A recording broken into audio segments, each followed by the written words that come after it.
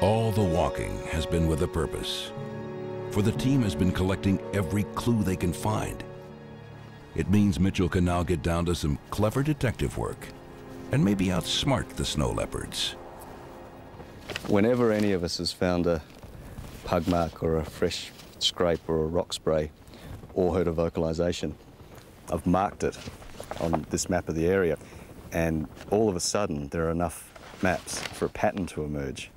It seems that the snow leopards are favouring just the easiest routes to travel on, and this kind of information is priceless.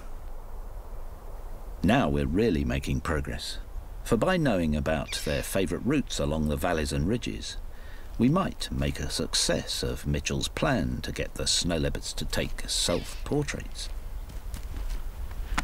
We've brought along some technical trickery, little video cameras that will trigger automatically when and if the cats walk through the beams. They're like a home security system and work day and night. For lighting is provided by an infrared lamp which the cats can't see. So by the time we've buried the cables and hidden the cameras, the snow leopards won't be frightened by them. Well, we hope not. Yeah, that's triggered. That's nice. You should be able to see the snow leopards coming up the valley and right past the camera. Now we have to wait for the pussycats. Their plan seems good, but it's 5 weeks since they've started, and they still haven't seen a cat. And with the mileage piling up, the team is struggling.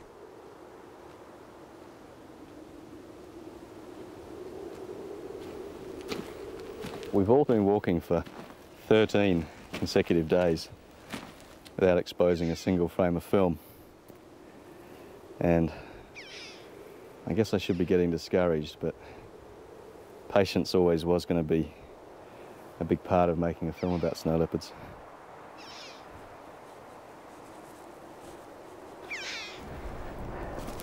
At this altitude, there's only half as much oxygen available to your heart and lungs.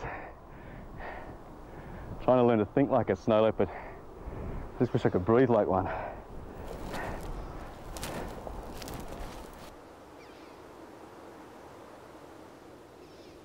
Knowing they're out there somewhere just makes the whole landscape almost vibrate with tension. The perverse thing is, I've probably been seen by snow leopards dozens of times, but their camouflage is so perfect and the distances are so great that the only real chance you've got of seeing one is if it moves. And with such a big area to scan, you just have to break it up in your mind. If it's cold, look on the sunny faces. If it's windy, look on the sheltered sides. If there are burrow grazing, look on the approaches above them. The snow leopard has to be there somewhere.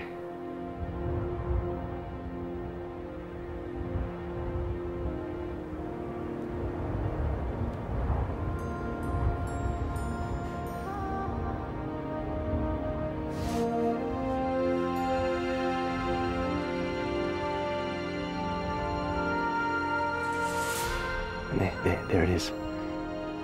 Snow leopard. That tiny speck on the side of the mountain. That's a wild snow leopard. What a beautiful cat. This makes all the hard work worth it. What a magical sight.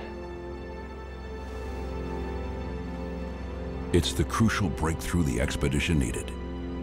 Mitchell's first tantalizing sight of a snow leopard. Immediately, they want more. Something much closer. But have the remote cameras worked? Nice fresh pug marks. And a fresh scrape. We've had so many false hopes when cats have come past and the technology's let us down, like flat batteries and digital breakup due to the cold. It's got frustrating, but rewind the tape and see whether we got lucky this time. The problem with remote cameras is that they're non-selective, and as the snow leopards share these tracks with the locals, we capture plenty of useless images. We just rewind the tapes to use them again and hope for better luck.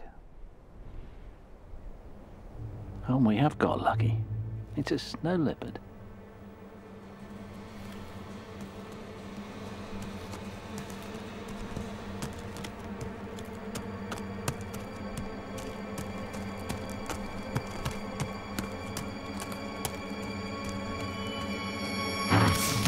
It's the yak from the village. Just a bit too big to eat. Now, what else have we got? Oh, a cat by the rock. Oh, the camera's screwed up, damn it. Ah! Wonderful. First close-up views of a snow leopard. Just gonna have another look at that. This is such good news. Because now we know the system works, we might be able to identify individuals, learn how often they pass by, and even get some idea how many snow leopards live here. What a beautiful cat. He's got a little twist in his tail. Did you notice that? That might help us to identify this one if we see it again in the next few weeks. Great. See if we can get another one. Rinchen suspects that this flat rock is an important snow leopard signpost, and after a few days, we get our first hit, a chuck or partridge. And a couple of days later, this magnificent cat. And for the first time ever, a snow leopard is recorded visiting and refreshing a rock scent. This is magical. It's becoming clear that this smelling and face rubbing allows each snow leopard to know who went past and how long ago. And spraying their own urine under the rock is a calling card, enabling them to keep in touch. The scent's pungent and long-lasting. We move the camera around, and 4 days later, another snow leopard visits the rock. We're discovering that each cat comes by about every 3 to 10 days. There's so little to eat here that they have to share home ranges, but meeting could be dangerous, so these rock sprays help to keep them apart. We've hidden 4 cameras in various spots, but things often go wrong. This tentative snow leopard took so long to approach that the camera turns off just after it enters frame. A real breakthrough comes when this female leads 2 young snow leopards through the shot. A breeding age female is terrific news. Since her youngsters are about a year old, it would be reasonable to hope for a litter of little cubs in about 18 months' time, and that would be a real prize. We're excited to be getting such lovely pictures of the cats, and we hope that these images will help us to identify individuals from the patterns on their beautiful coats. But it's proving tricky.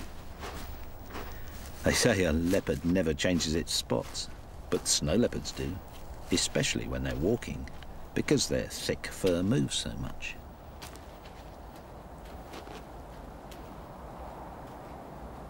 The snow leopard's coat pattern is so complex that I'm trying to sort out who's who by sketching some of the cats that I've filmed by playing back the footage on this little monitor here. Some of them are fairly easy to tell apart. This one, for instance, this very dark-faced snow leopard, who I think is a female, is very distinctive. So I think if we see her again, she should be reasonably easy to identify. And this might be the same cat, but these distance shots are too far for identification of individuals. Experience is showing us that we can safely creep the cameras in closer to the snow leopards without disturbing them. By rewinding the image, we can determine where to move in for more detail.